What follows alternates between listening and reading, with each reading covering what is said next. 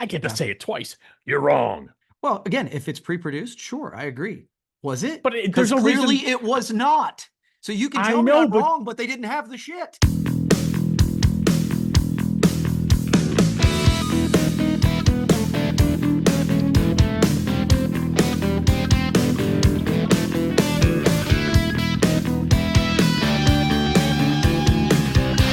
That's right. Promo up front, money in the pick, the mullet, a full podcast. Aruba, Jamaica, ooh, I wanna take you. Bermuda, Bahama, come on, promo mama. Key Largo, Montego, Kirby, why don't we go? Why don't we just go ahead and start episode number 197 of the Promo Upfront podcast? I am one of your hosts, Bill Petrie. With me, as always, let's call him the commander of communication, the one and only Kirby Hasseman. Kirby, how the hell are you this fine day? I'm doing great, man. Doing great. Just the first quarter's over, and that was actually pretty solid for our business. And so that's always exciting.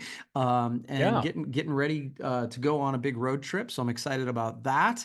So yeah, things are going well, buddy. How about you? Things are going great. Getting ready for the next promo cruise, which I'll be Yes. broadcasting from at a pina colada level next week while we're on the gorgeous Liberty of the Seas, sailing the Caribbean. So looking forward to that. And, when you're talking about how you had a good first quarter, it reminded me of anniversaries, right? Okay. People mark time in different ways. Maybe this is something you did last year, something we did last quarter.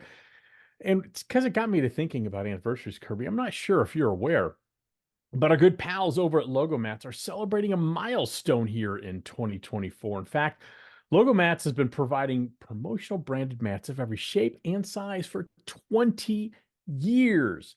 That's right, 2 decades of Amazing. indoor, out. Yeah, it is amazing. 2 decades of indoor, outdoor, and point of purchase mats that are bold, bright, durable, and made right here in the USA. Now, Kirby, as a distributor, I know you've experienced the value of logo mats firsthand, but not only for your clients, but your own events as well. Yeah. Yeah, we I was actually just talking about this the probably a couple days ago. Someone was in my office and we were working with them. They're actually a cleaning company, and they were in our office and looking at our mats, and we have logo mats in our lobby area. We've got the two different kinds of logo mats so that we can show them off. Is not only does Mhm. it obviously take care of the rest of our carpet, but it really does make a Sure. big impression. So yeah, I'm a big fan. Kirby, you did it again. I really could not have said that better myself. Now, to help celebrate their 20th anniversary, Miles Wadsworth has gone crazy with a spring special. That's right. Just use the promo code promo up front on your next PO and get a full 10% off. Now, you need to act on this because the special is going to end at the end of April, which is April 30th. So head over to logomatsllc.com and let the fabulous team at Logomats help you and your clients stand out where others are just content to fit in. So Love love it. that. All right, Kirby. So we're episode number 197. I have the upfront section of the podcast this week. And, you know, I've got something hot under my sports collar, Ooh, okay, under good. my promo collar. And that's one of the reasons I called you the commander of communication, because from an outside looking in, and I want to preface with where I'm about to go. I don't work at this organization. I don't know the inner workings of the organization, but from a perception standpoint, I believe they've dropped an enormous ball. Okay. So I'm sure you saw the news where Halo, someplace that you and I both worked at some time in our career, their systems were hacked. Okay, yeah. Kind of flew under the radar a little bit, and so I Hmm. did a little digging, and this came from our friends at ASI. Halo reported that their systems were hacked, and they sent a letter to impacted individuals in late March. I didn't get a letter. I don't know if you did, Kirby. I did not. Um, but basically, it was the names, dates of birth, and social security numbers of thousands of people. And it's really former and current employees. Hmm. A total of 7,305 people were impacted. And from my understandings, it goes back pretty far. So my guess is that your data, as well as mine, Good chance it's included in this. Okay. Now, Mark Simon, who I have a tremendous amount of respect for, issued the following. He said, computer systems within our network were accessed by a sophisticated threat actor using techniques to evade detection by our information security defenses. Upon discovering the situation, we promptly took these systems offline, notified law enforcement, and engaged cybersecurity experts to investigate. At this time, we are not aware of any actual or attempted misuse of personal information. Now, Kirby, here's where I get a little frustrated and frankly angry. Apparently, this happened last November, and they were aware of it late November, early December. Because there was an additional quote by Mark Simon. Since early December, Halo has been operating normally and is confident that the incident has been contained. I'm sorry.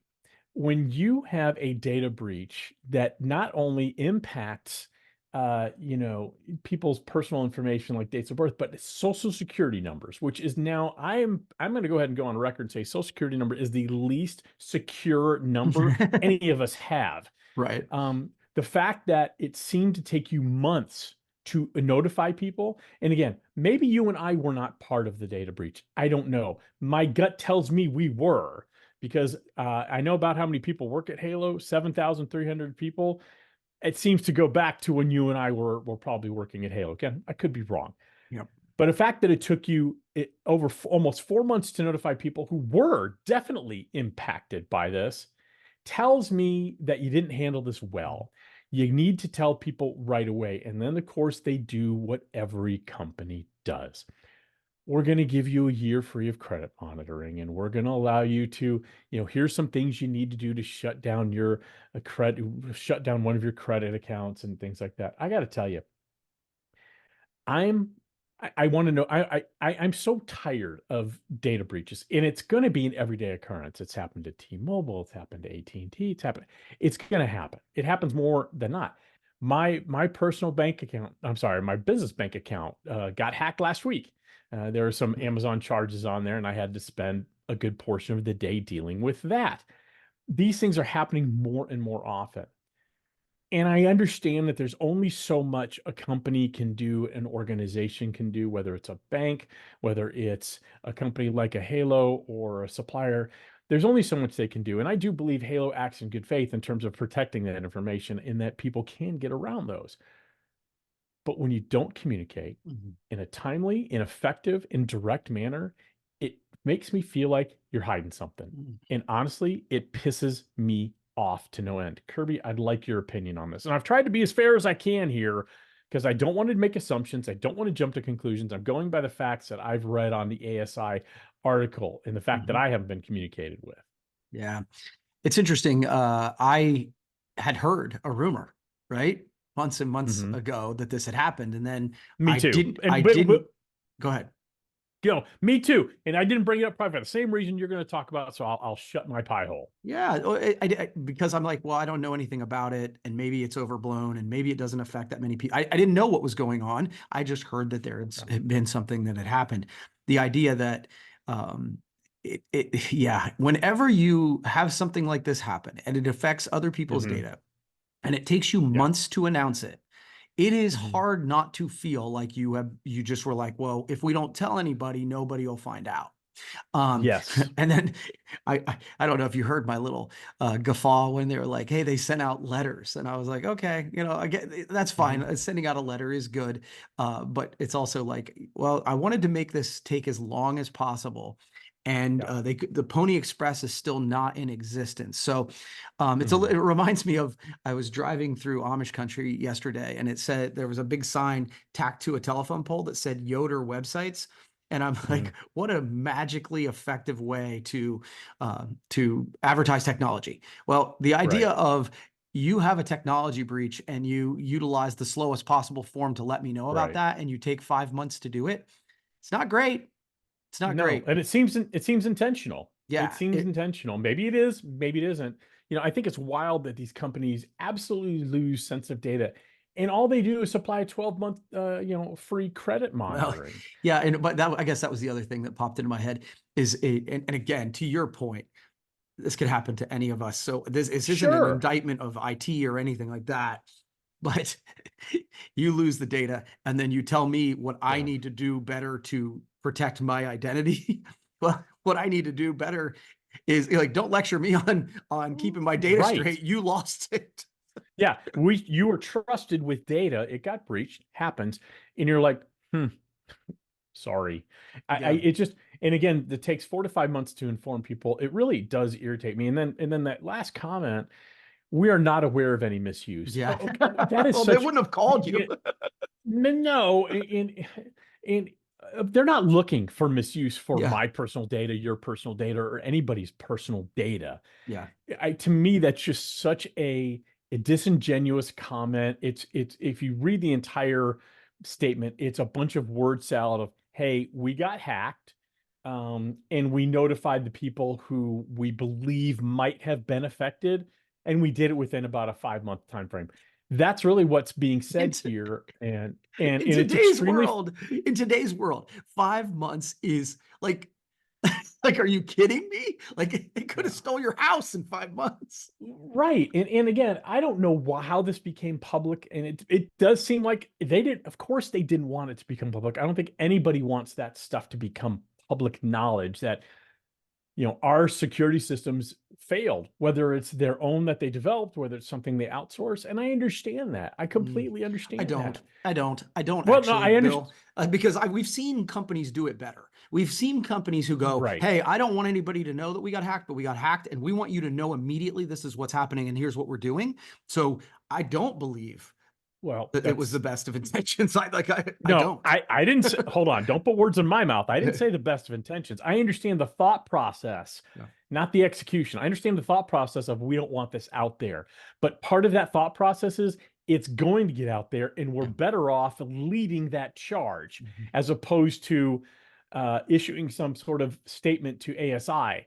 So don't put words in Sure. my mouth. I absolutely I understand the thought process of not wanting to share it. I don't understand the execution of not sharing it at all. Because as you said, we've seen it done better. It should be done immediately, and it should be, it's no one. I don't think anybody's going to blame Halo here, because these things happen. But now that it's taken so long, yeah, I think people would blame Halo a little bit just because of the reaction. Again, it's usually not the lie, it's the cover up. Right. And I'm not saying Halo lied about anything. I'm just saying, it's not generally the truth that gets people upset. It's a fact when people skirt it, try to hide it, try to massage it. But when you are transparent and candid and say, this happened, we do everything we can. And unfortunately, this is a byproduct of the digital society we live in. And I'm going to tell you, we're going to do everything we can to make sure it doesn't happen again. But there's every possibility this will happen again. We're going to do everything we can possibly do. I mean, it's what criminals do. They're always a step ahead. And again, I hate this feeling of we didn't share this until we absolutely had to. Maybe I'm wrong. I've been wrong before. I don't think I am, though. It was 5 months. It was 5 months. 5 months is a lifetime. It is That's a half- lifetime in the digital That's half age. of my that's half of my credit watching that I get for free if I'm impacted. Yeah. Does that start from the time I'm notified, the time I sign up, or the time that it happened? I have no idea. Anyway, again, I really, again, I don't want to castigate Halo here. They had a data breach. It's going to happen to everybody. But I think, and again, maybe they did act as quickly as possible. It just doesn't appear that way. And unfortunately, in today's society, perception is reality. And so I think that's the reality of the situation. All right, Kirby. Hey, you know what this week is? We talked about it last week, but I want to talk about it again. It's Masters Week. It's the favorite week for golfers of the year. It's a tradition unlike any other, Kirby. And, there's another tradition unlike any other, and that's the Canada Golf Towel, the Augusta Golf Towel special, I should say, from Canada. That's right. Our good pals over there are offering deep discounts on the most beautiful, the softest, and the most impactful golf towels in this industry. In fact, in any industry. And even better, the special has been extended through May 15th of 2024. So I invite you to head over to thecanadagroup.com to take advantage of this special while you still can. Kirby, talk me down. I'm a little fired up, little amped up. Yep. Bring me down. Bring me down to the topic, sir. All right. So I mentioned it, as you asked me at the beginning of the podcast, I'm excited about a road trip. I'm heading out to Colorado. My daughter and I are going to road trip it back across the country, and she's coming back here to Coshocton. For those who don't know, Jade works for us, and she's worked remotely for over a year and a half. And that's been going great. But we are excited to have her back in the office. I feel like there's going to be some benefits or for the company for sure.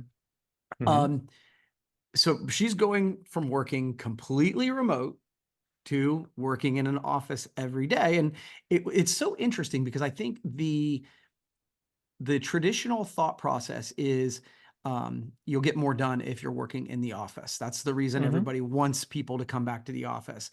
But her concern is the opposite, right? She's like, I don't think I'm going to be able to get nearly as much done at an office because I can kind of block off distractions at my home and dig deep and I can do whatever. So you've kind of worked both ways, right? You've worked in the office for many, many years, and then you obviously work remotely now. So, I guess thoughts on that from that perspective. Do you think that there's truth to that? Do you think that you just adapt? And then I guess, thoughts on moving back to an office and how you maintain productivity then. So I think your daughter's right, and I think you're wrong, to be honest with you. I think that the world has shifted a little bit. I've worked in an office, I've worked remotely, and now I work from home, which is my office. So I've kind of done all three. And here's what I'll tell you. It's everything's give and take. If you work in an office, you get those, as much as I love them, and I do, those accidental collisions, or, hey, can I pull you in for a minute and just talk to you face to face? And can you help me with an idea here, or help me flesh something out? I love that opportunity for camaraderie, to build a team, to build a culture. It's incredibly difficult to build a culture when people are remote and have people feel like they're part of the culture, and vice versa.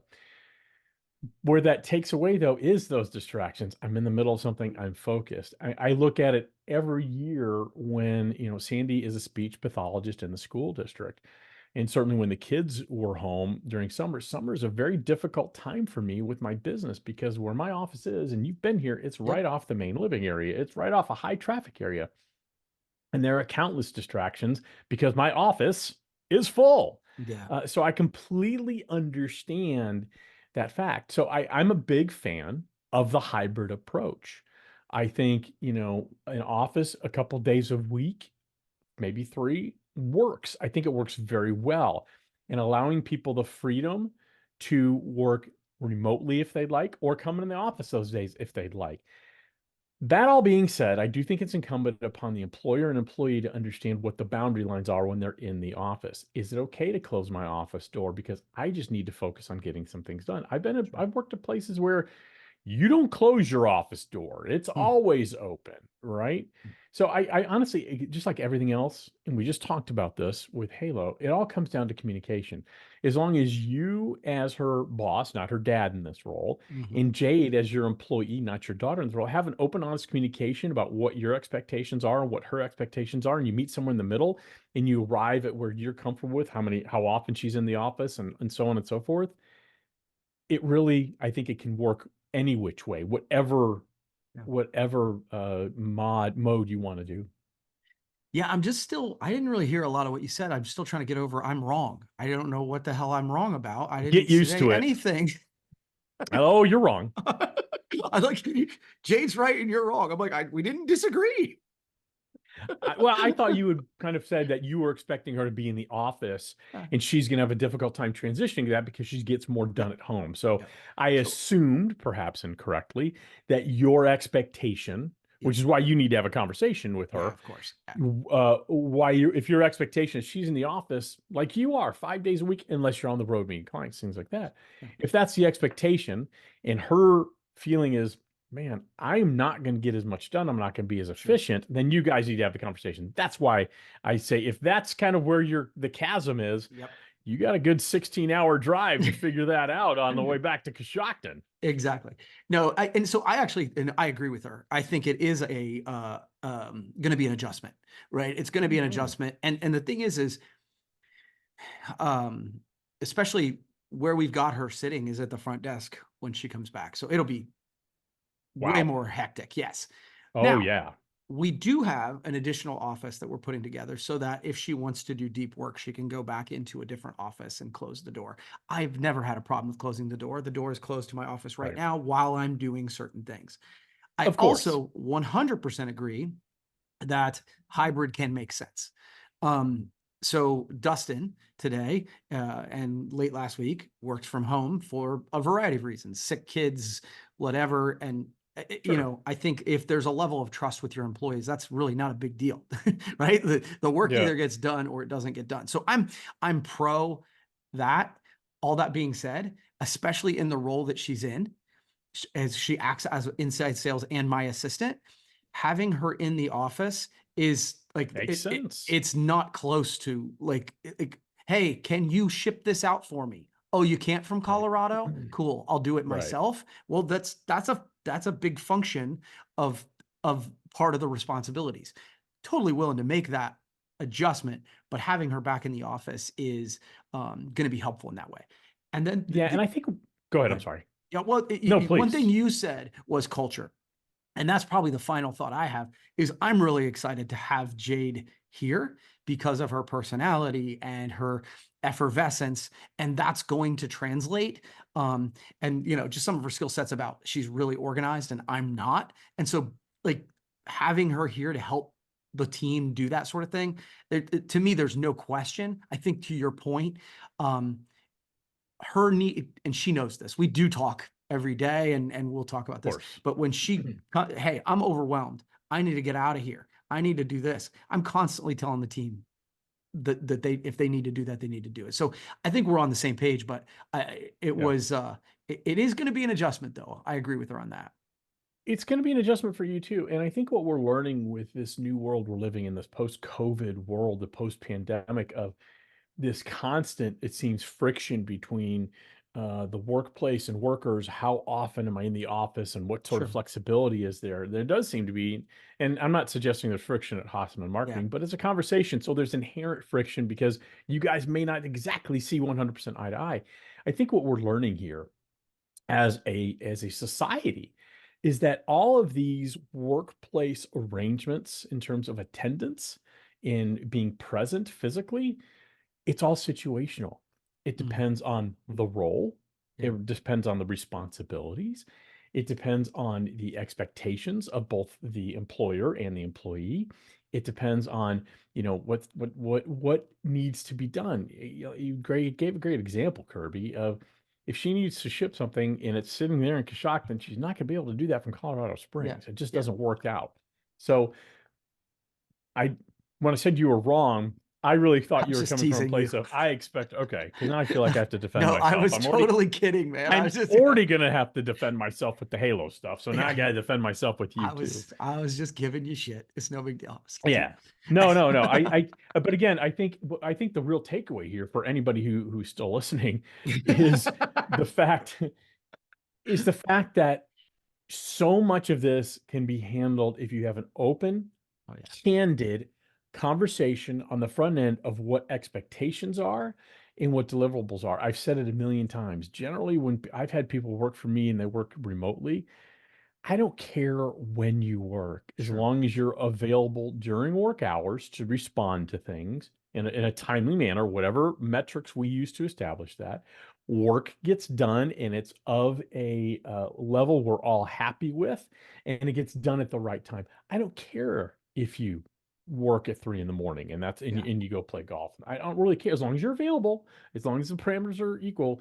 And I think you can set those things up, and I think you'll do that with Jade. But I can see, and maybe it's like a stair step thing. Maybe the first week, I only want you a couple days a week. Let's ease you into it. I don't know. Mhm. There's a million different ways to do it. And honestly, there is no one size fits all for any company, let alone the Hossman conglomerate. So, Good stuff. all right. Hey, Kirby, do you remember the Super Bowl was played in mid-February? I do remember it. Okay. Well, I don't know if you recall this, but there were some commercials during the Super Bowl. Mm-hmm. And Oh, one of the ones you and I both yeah. liked was the Dunking's Yeah. viral merchandise that Dunkin' Donuts did. Yeah. Well, this comes from our good pals over at PPAI. So that merchandise, those sweat tracksuits from Ben Affleck and Matt Damon and Tom Brady, they sold out in 19 minutes. Amazing. Yeah. They initially told people it was going to be 8 to 10 business days to get the merchandise. Wow. It's been 2 months, Kirby. Yeah. And purchasers haven't heard from Dunkin'. They kept going at them. Finally, Dunkin' issued a statement. This is why you're the commander of communication. Once again, communication. Yep. They said, high demand for the Dunking's merchandise led to fulfillment issues with our partners, resulting in delayed shipping times. We apologize for the inconvenience and are in the process of communicating an updated timeline, along with offering a $25 Dunkin' gift card to impacted customers. Okay. Okay, there's a lot in there I could Yeah. unpack, but I'm going to focus on a couple things. Number one, you're in the process of communicating. You're quite literally communicating. Give the updated timeline. in Yeah. that Just, yeah, communication. exactly. Okay. And say even if it's we will not know an exact ship date for another 2 weeks. You've got to put something in there that's an actual date, and you got to stick to it. Number two, offering, not giving, they're offering a $25 Dunkin' gift card to impacted customers, which tells me if I'm impacted, I got to go online, probably fill out some dumb form and get something. Just send me the gift card. You already have my address. Just go ahead and send it. Now, Bamco, which is a great organization in our industry, great distributor, they actually run the Dunkin' Company store and they are the fulfillment partner, but they did not make the goods. It's another promotional products distributor. I don't know the name of it, but that's who actually made the goods for this particular promotion. Sure. So Bamco's kind of caught in the middle here. Because they're getting a lot of people going because they go to the Dunkin' store to communicate, and Bamco's like, waiting on somebody else to produce the merchandise. We don't know. Well, the idea, real quick, the idea that Yeah. it was going to be 8 to 10 days ever for custom merchandise like that, that right away you're like, well, that's awful quick, Well, right? Like, I mean, No, absolutely not. And I'll tell you why. If they know what they're doing, they know Do that they? people are going to want those horrible, gaudy things. Well, they do up until now. Yeah, They yeah. know people are going to want those things because it's funny. It's going to be a great Halloween Yeah. costume or whatever. So they could have had those made months ago and sitting on a shelf and Sure. ready to go, which is when you're running a limited edition type of promotion like that, that shit needs to be on the shelf and Yes. ready to go. That should have shipped Monday after Super Bowl. Yeah. Period. End of discussion. And because you have the numbers, let's say you have 290 extra larges, you have 550 larges. Once they're sold out, they're sold out. That's called limited edition. Yeah. There was no reason absolutely zero reason, if this is the case, no reason to take the orders, then produce. This is Dunkin' Donuts. They've got the cash for the $8,000 in inventory that they know is going to sell out in 19 minutes and ship Right. it out. So I completely think you're wrong there. No, I get to Yeah. say it twice. You're wrong. Well, again, if it's pre-produced, sure, I agree. Was it? But Because there's no clearly reason. it was not. So you can I tell me know, I'm but- wrong, but they didn't have the shit. They didn't. They didn't, but you said anybody who thought it should be delivered in 8 to 10 days is kind of not thinking clearly. 8 to I 10 disagree. days tells me that they were needing to be produced, because if they were not needing to be produced, it would have been 24 to 48 hours. Well, but I think they're talking about delivery here. Sure. So again, it's just poor communication. Mhm. The second they knew, fine. It doesn't really matter if they were told 24 hours, Sure. 8 to 10 days, or 2 weeks. Once you're approaching that deadline and it's crystal clear you're not going to hit it, whether the goods are produced, whether they're not produced, whether you're waiting for drawstrings, I don't know. Email everybody and say, Yes. I'm sorry. Yeah. Here is attached is a code for a $25 gift card. Yeah. We anticipate updating ship.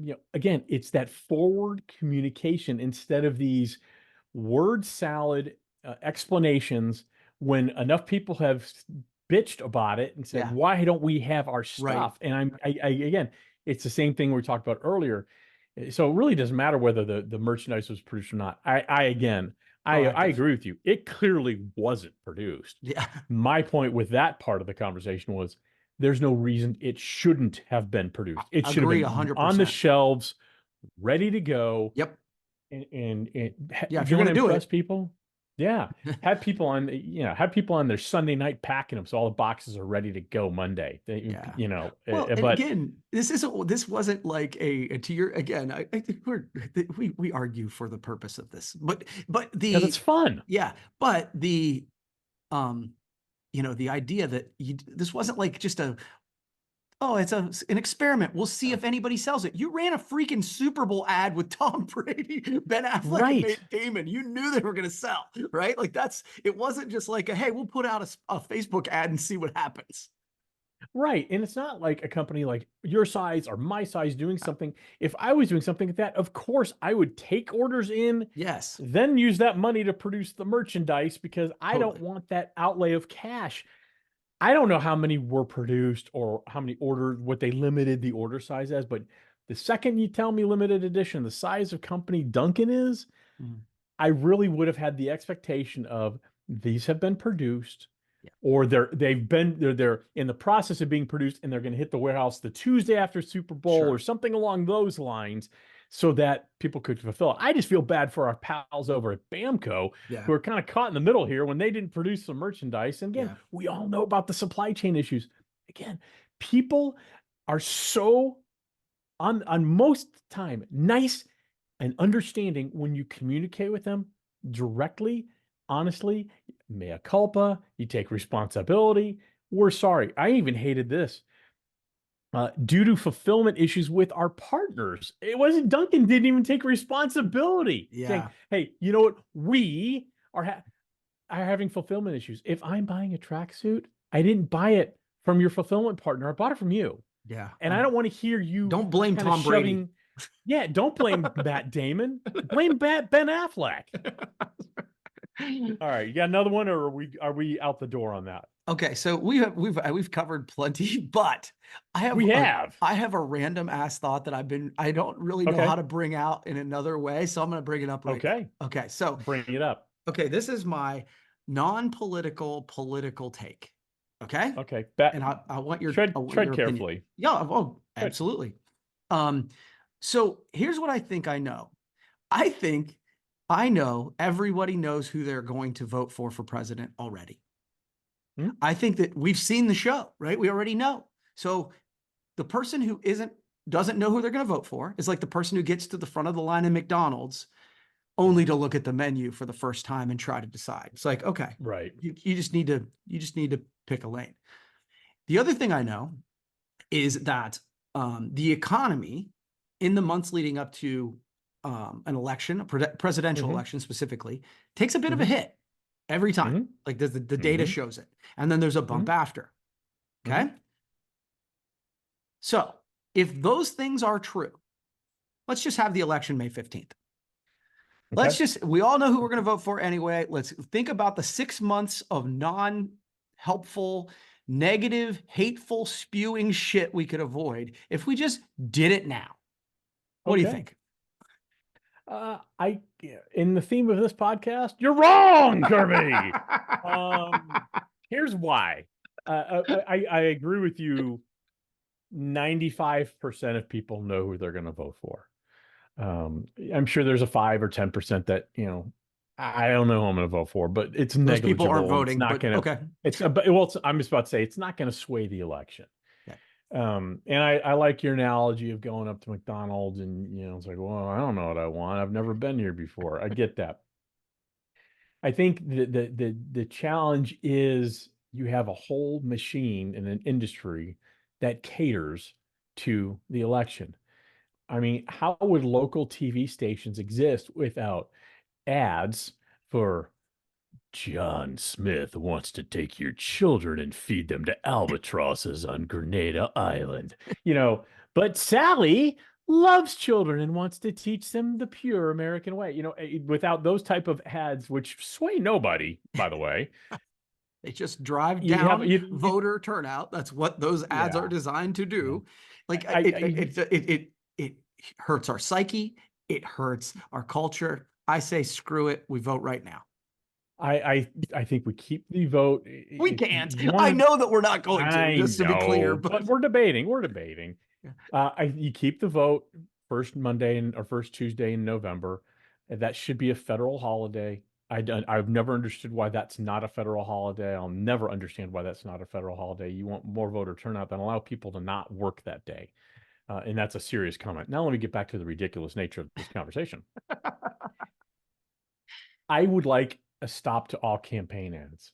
If you want, and I'd like, I miss the old whistle stop tours. I want real debates. I want real. It's all just like I said. It's like, I mean, these commercials are so predictable. It's the black and white, grainy footage of your opponent, and then the bright, cheery, sunshiny visuals with a bald eagle and the American flag waving in the background for the person whose ad it's for. It gets exhausting. I agree. I have tired head. I hate election time every year or every 2 years. That's a 2-year cycle because you get the congressional ones too. Again, you could vote. You could vote today, and I don't think the outcome would be any different. It's my old basketball theory. It's one reason I don't like basketball. Tremendous athletes, but I find it horrifically boring. Give each team about 80 points, let them play for 2 minutes. I guarantee you the outcomes are about the same. Well, there you go. So I vote You go. we move up the election, get this shit over with, and Bill wants to drag this out the way that it normally does. That Not feels what I like said. Not what I said at all. Not what I feels said like at what all. you said. Well, your feeling is incorrect. Boy, Kirby, we've played rapid fire many times, and you've been wrong many times in rapid fire. You've never been more wrong than you have been in this episode of the Promote From podcast. So Fake news. congratulations. So maybe next week we're going to celebrate the anniversary, the 1-week anniversary of you being so wrong, but it's not even going to come close to the awesome anniversary our pals over at Logo Mats are celebrating 20 years in business. Hey, that's actually nothing to sneeze at. That's a long time to be in business, especially in this industry. And they have been doing it for 20 years, providing those promotional branded mats of every shape and size, indoor, outdoor, point of purchase. They're bold, they're bright. Man, the colors they get are vibrant and bright. They're durable, and they're made right here in the USA. And hey, just for Promo Upfront listeners, you're going to get a 10% discount on your next PO. All you need to put in is promo up front on that PO, and you got to do it by April 30th, 2024, and they're going to take 10% off the entire PO. That's a hell of a deal that anybody could vote for. So you're interested in learning more, head over to logomatsllc.com. You're not going to be sorry you did, Kirby. I've enjoyed correcting you on this podcast, and I look forward to doing it again. That's right.